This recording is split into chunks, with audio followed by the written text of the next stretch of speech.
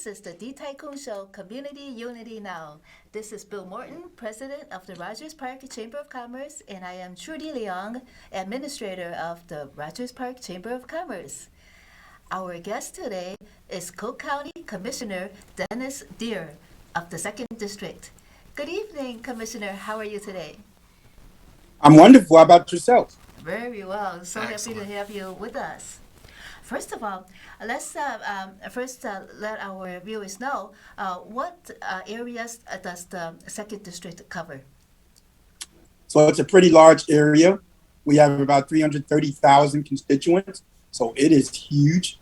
We cover a good swath of the west side, including North Lawndale and East Garfield Park.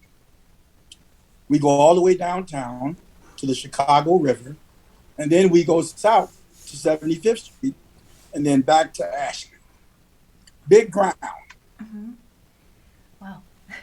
So We cover some of the poorest communities, Mm-hmm. but also some of the richest communities Mm-hmm. in Chicago. You also have like a task force then, like to gauge constituents such as healthcare, economic development, and your public safety. Your 3 task force. So when your constituents tell you about what concerns them, of course there are opposing opinions, and so I guess how do you decide? How do you gauge the opinions and then progress with the legislation? Well, I'm a firm believer in constituent engagement. Mm-hmm. They are the people that elected me to be in the office. It's democracy in action. So I believe in polling my constituents. I believe in engaging them in very great town hall discussions. But we also have, as you just mentioned, thank you for mentioning it, policy groups that my office hosts. Mm-hmm. They meet monthly. One is the public safety policy group. One is healthcare. And then we have economic development. And these Those are ways that we engage all of our constituents. Mm-hmm. And they get the opportunity to come in, shape what legislation looks like and what it shouldn't look like. Because that should be shaped by the people who elected me into office. And then I go downtown and represent. So usually, are they the ones that bring in the new ideas, or if something really that they don't know about yet, but then you know about that might help a lot, maybe through your other channels, then Absolutely. Then you bring that information to them and then discuss it with them, right? So there are many things that I've come up with and said, hey, what do you all think of this? Mm-hmm. Is this something we need to create policy about? And they talk within their subgroups and come back and say, hey, this is great. Or, nah, it's not time. Mm. Now I follow you. We follow each other, and we're friends on Facebook. And I see your updates all the time. You're doing mask giveaways. You're doing food distribution for the food insecure. You're doing back to school events with backpacks and school supplies. You educate the community, and you host so many of these town hall meetings. How do you find the time to do that, and what inspires you to work so hard for your constituency? Well, for sure, I have not effectively created cloning. I have not created cloning. So I believe that the mark of a great leader is the ability to delegate, but I also think time management is important. And we have so many wonderful constituents that help out, help get the word out, help get flyers out, that it's just amazing. And your town halls, I've noticed during the pandemic, they've gone virtual. And I believe that's with Zoom. How do your virtual town hall meetings differ from your in-person ones pre-pandemic? Well, the only big difference is it's not in person, right? The only big difference, everybody ask some of the same questions. Um, Everybody is engaged. The only difference is it isn't in person.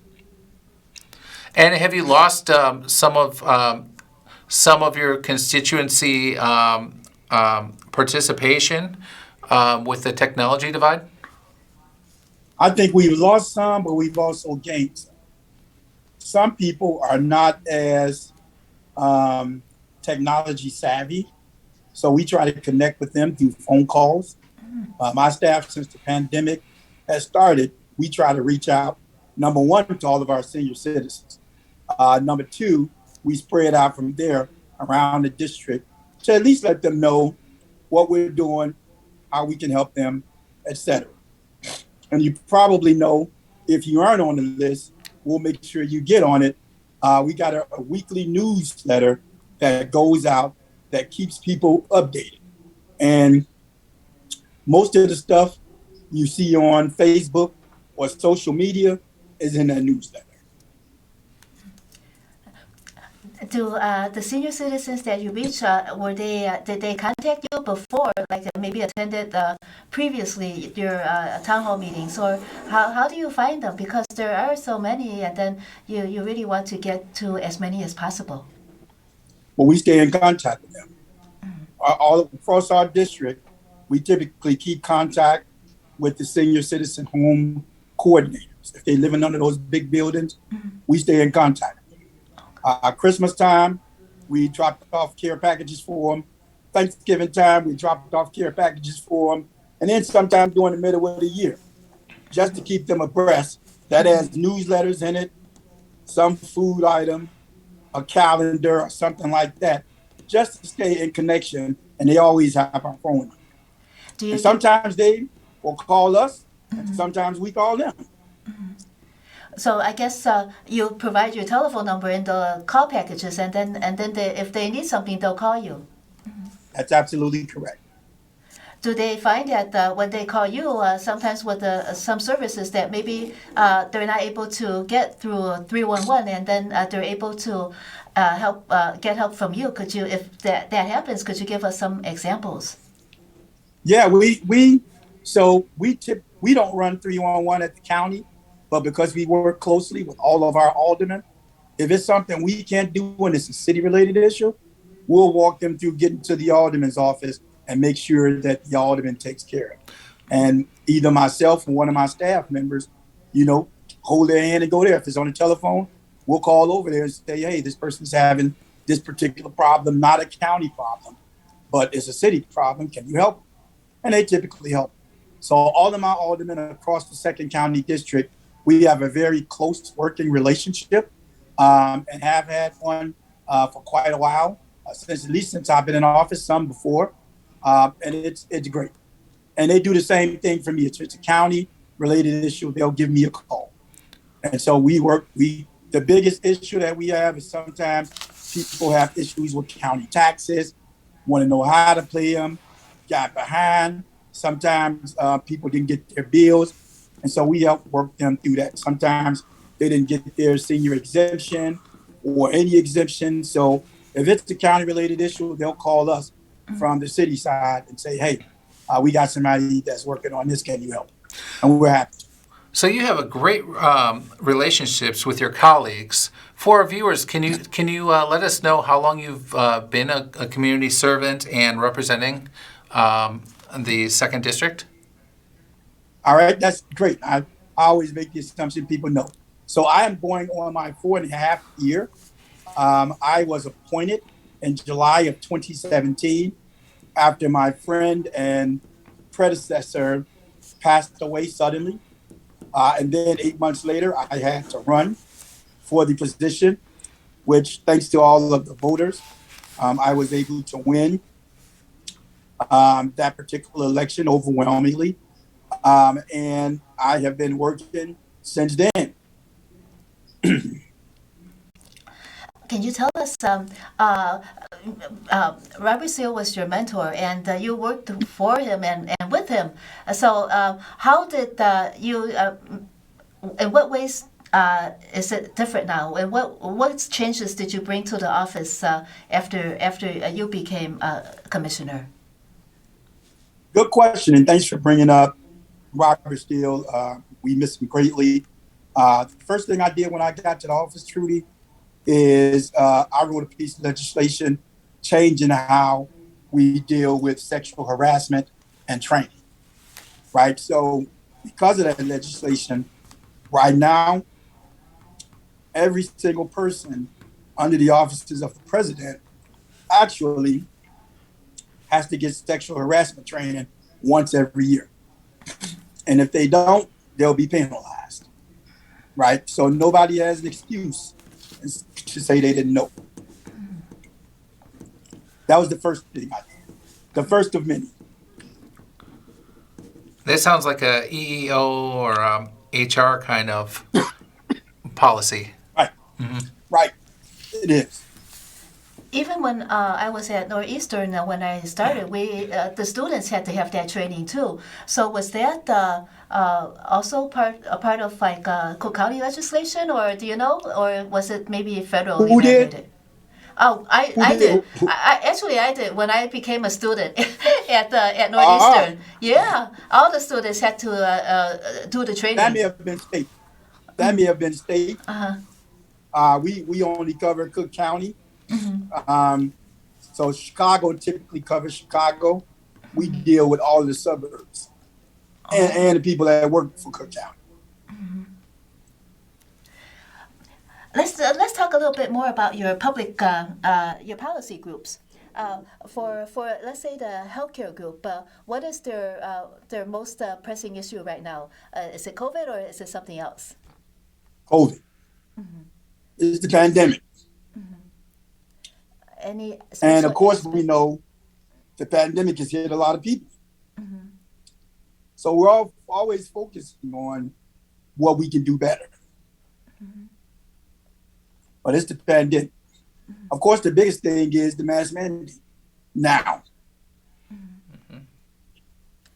What about for economic development? What is the So what is that most type of? people, if I can digress, That's okay. most people that are on our committees don't agree with the mask mandate now that has been lifted.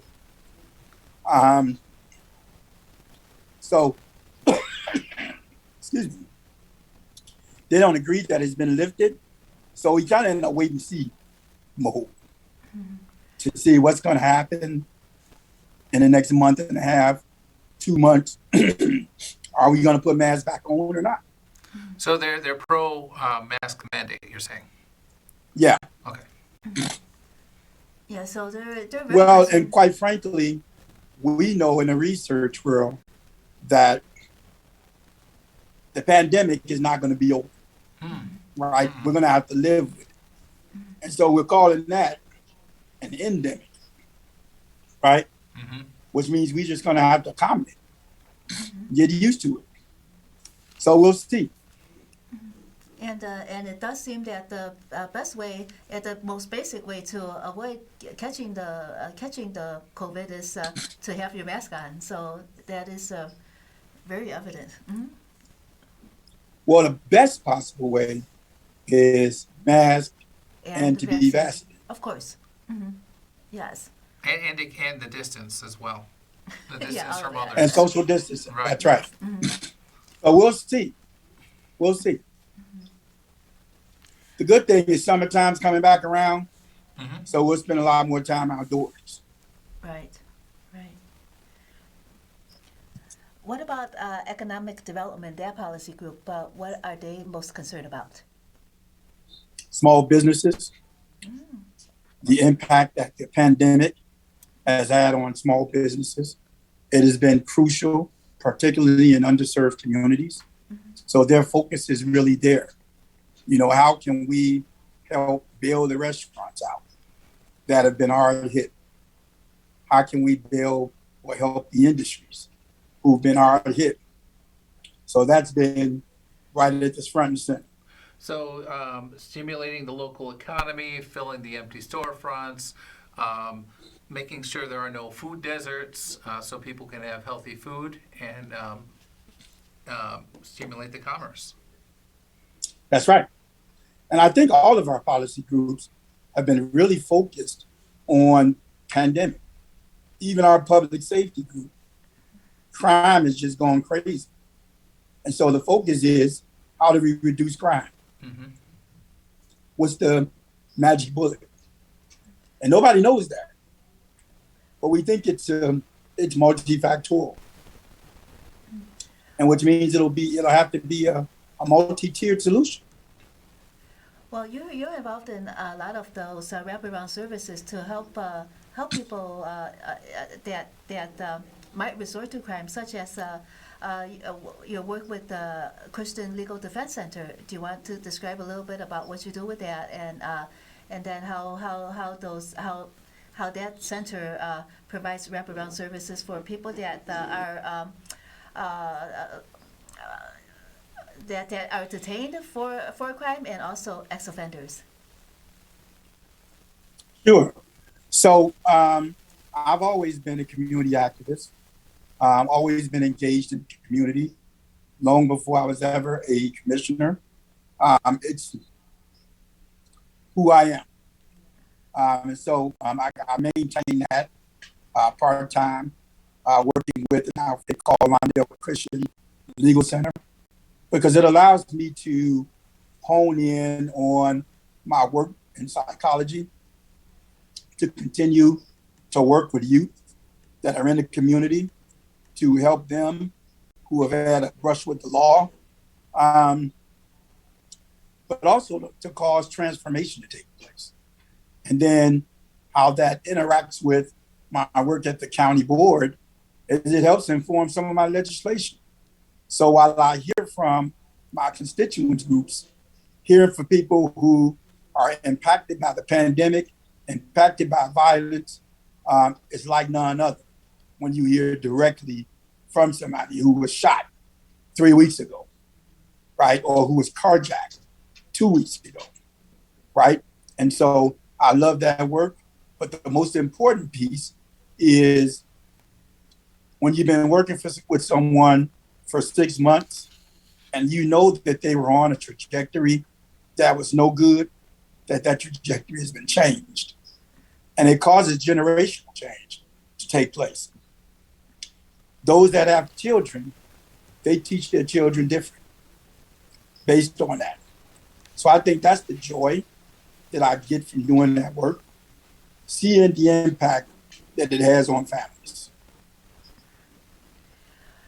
That when you were a child, you were already active in church. Did you already realize that change needs to also be generational change at that young age?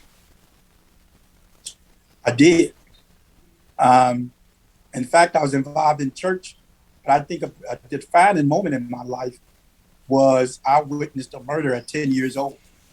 And that was actually the first murder that I saw, because I lived in underserved communities that was infested by gangs. But I had great parents that tried to shield us from all of that. But they weren't able to shield me from seeing that, because I was sitting on my back porch when it actually took place. I didn't see anybody's faces, but I did see, a person get shot. And that traumatized me. And that was a defining moment where I said I was gonna grow up, get the education society said I needed, and come back to my community and change it.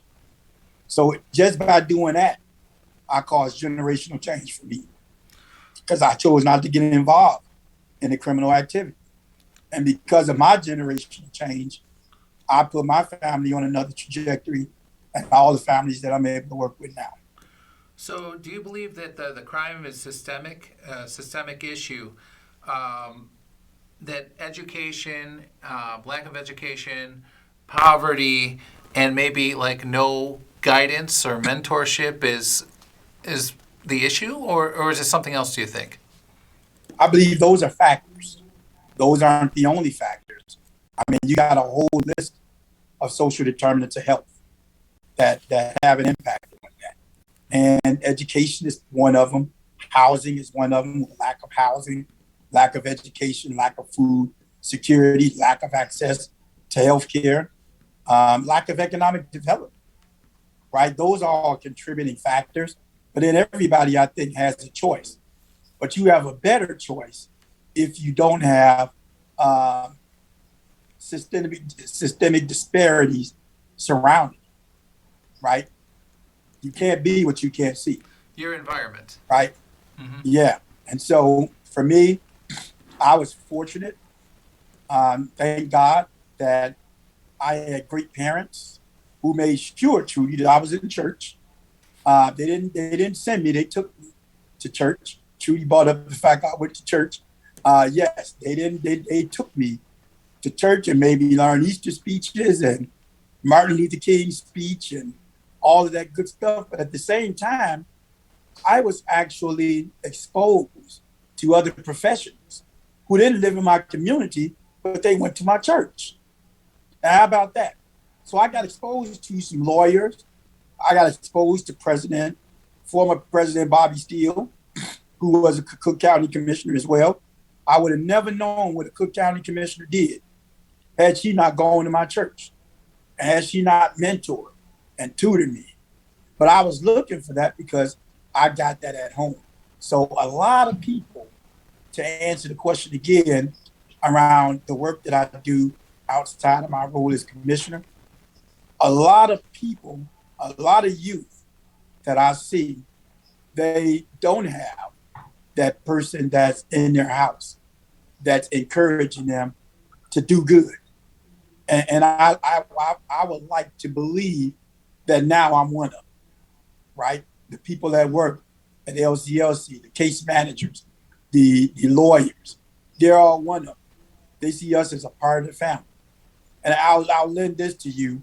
I know we dropping down on time, but something that was empowering for me before the pandemic, I legislated a youth day, right? And in that youth day, we would every quarter, we would bring a group of youth downtown from all over Cook County. I always brought mine from underserved communities. We bring them downtown, they sit in the county board meeting, which they loved. We'd have county officials come around, talk to them. We always made sure we fed them lunch. And then for the group that came with me, I always did something a little extra, whoever else wanted to come. I always took them across the street to meet someone that they never knew they would meet. And that's Chief Judge Evans. And so one of the guys said to me in that meeting, you know, I've never met a judge outside of the courtroom. And now he's meeting the chief judge. And Chief Judge Evans, bless his soul, was trying to convince all of those kids to go to law school. Mm-hmm. And so that was empowering for me because those kids will remember that for the rest of their life. And they're still talking about it. Well, how would youth that are watching the show, how could they apply it so that they'll be one of the youth that go with you on Youth Day that could connect with you? Is there any way that they could? Well, once we started back up, because of the pandemic, we haven't done it because all of our meetings are virtual now. Oh, right. Right. So we aren't able to do it. But once we go back live, we'll definitely reinstitute it. But they can just call my office. Mm-hmm. Yes. And my office number, for those that don't know, is area code 312-603-3019. That's my downtown office. And my district office is 773-722-0140. Well, maybe someone will call you and suggest that why don't you offer them the opportunity to attend virtually as well? That still would be very helpful, I think. Absolutely, indeed. Mm-hmm. And what on a point that you said earlier, if you didn't go to church, you wouldn't know what a commissioner is, or the underserved people in the neighborhoods. Sometimes they haven't even been downtown They have never visited the beach. They have never been to Navy Pier or something. That's right. And you know, That's right. you might be 5 miles away, maybe or so, and you've never experienced these Chicago things. That's right. Never been out of your own neighborhood. That's right. And that was one of the rationales behind it, because a lot of them had not ever been downtown, let alone been at a county board meeting or met the president of the county board. They hadn't been downtown. They were all amazed. And I mean, that's just one thing. In the community, we've also taken kids to San Francisco. We've taken kids to meet Barack Obama through the Obama Foundation. So we've done a lot of stuff in the community, because guess what? It is about exposure, right? And again, you can't be what you can't see. When you determined to go to school and come back to help the community, who did you share that that ideal with your parents? Who did you share it with, and then who helped you the most? I shared it with everybody that would listen. And I didn't have to share it with my parents, because that's where I got it. So let me tell you a little bit about my parents. So they were people who were community activists. My mother started one of the first FQHCs in the city of Chicago, along with now Congressman Danny Davis. She was a community activist, and that FQHC was Martin Luther King Health Center. She was a community activist, but she also believed in the children. So she exposed all the kids in our neighborhood, all the kids to our church, to Disney World 3 times. She took all of them, 3 busloads of kids from the neighborhood to Disney World 3 times. Some people never get there. She took them to Six Flags Great America, Six Flags St. Louis. So it was exposure to the point that we got exposed them to being outside of the neighborhood. And was that why Bobby Steele chose you to memorize the Martin Luther King Jr. speech, because she knew that you had those ideals and that you wanted to, and that you were dreaming big? I think it was a challenge, because number one, I didn't think I could memorize it, but she encouraged me, and my mother did, and said, "You can do it." And once I did, she took me all across the city saying that speech, and I actually remember it until this day. Well, so it encouraged me. It's a beautiful speech, but is there any special part that rings the most true for you? All of it does, because it talks about freedom. And freedom is the equity, to be exposed to all the good that the world has to offer. That's right. For everybody to be exposed to. Yes. That's why I fight the many issues that I do, so that everybody can be exposed to all things that the world has to offer. Not just one group, not just a small group of people, but everybody. We just have 1 more minute left, so could you give us just what is your main focus now, and then we have to sign off. Now my main focus is we didn't get to talk about a lot of my legislation, but my main focus now is mental health. We put about $40 million into the budget for mental health, so that's a focus. Violence prevention and intervention is the focus. We have a violence problem here. We put $40 million into the budget to JAC for that. And lastly, dealing with systemic racism, because that's a problem. So we want to continue to push equity for all. Okay. Well, Cook County Commissioner Dennis Dare of the 2nd District, thank you so much for joining us on Community Unity Now, the D Tycoon Show. This is Bill Morton, President of the Rogers Park Chamber of Commerce, and I am Trudy Leong, Administrator of the Rogers Park Chamber of Commerce. Thank you so much for joining us this evening, and have a great night, and be safe, Thank you. everyone. Thank you all.